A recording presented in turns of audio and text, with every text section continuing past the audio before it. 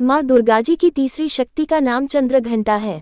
नवरात्रि उपासना में तीसरे दिन की पूजा का अत्यधिक महत्व है और इस दिन इन्हीं के विग्रह का पूजन आराधन किया जाता है। इस दिन साधक का मन मणिपुर चक्र में प्रविष्ट होता है। इस देवी की कृपा से साधक को अलौकिक वस्तुओं के दर्शन होते हैं, दिव्य सुगंधियों का अनुभव होता है और कई तरह की ध्वनियां सुनाई देने माँ दुर्गाजी की तीसरी शक्ति का नाम चंद्रघंटा है।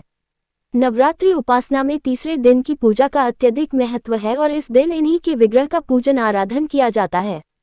इस दिन साधक का मन मणिपुर चक्र में प्रविष्ट होता है। इस देवी की कृपा से साधक को अलौकिक वस्तुओं के दर्शन होते हैं, दिव्य सुगंधियों का अनुभव होता है और कई तरह की ध्वनियां सुनाई देने लगती हैं। देवी का ये स्वरूप परम शांतिदायक और कल्याणकारी माना गया है। इसीलिए कहा जाता है कि हमें निरंतर उनके पवित्र विग्रह को ध्यान में रखकर साधना करना चाहिए। उनका ध्यान हमारे इहलोक और परलोक दोनों के लिए कल्याणकारी और सद्गति देने वाला है। इस देवी के मस्तक पर घंटे के आकार का आधा चंद्र है, इसीलिए इस देवी को चंद्रघंटा कहा गया है। इनके शरीर का रंग सोने के समान बहुत चमकीला है। इस देवी के 10 हाथ हैं। वे खड्ग और अन्य अस्त्र शस्त्र से विभूषित हैं।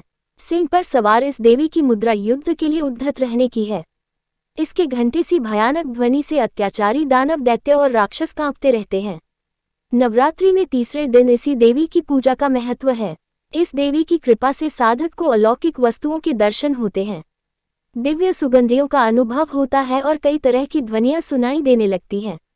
इन क्षणों में साधक को बहुत सावधान रहना चाहिए। इस देवी की आराधना से साधक में वीरता और निर्भयता के साथ ही सौम्यता और विनम्रता का विकास होता है। इसलिए हमें चाहिए कि मन, वचन और कर्म के साथ ही काया को विहित विधि विधान के अनुसार परिशुद्ध पवित्र करके चंद्रघंटा के शरणागत होकर उनकी उपासना आराधना करना चाहिए। इससे सारे कष्टों से मुक्त होकर सहज ही परम पद के अधिकारी बन सकते हैं। ये देवी कल्याणकारी है। मंत्र पिंज प्रवरारूढ़ा चंड कोपास्त्र के र्युता प्रसादम तनुते मह्यम चंद्रघंटति विश्रुता।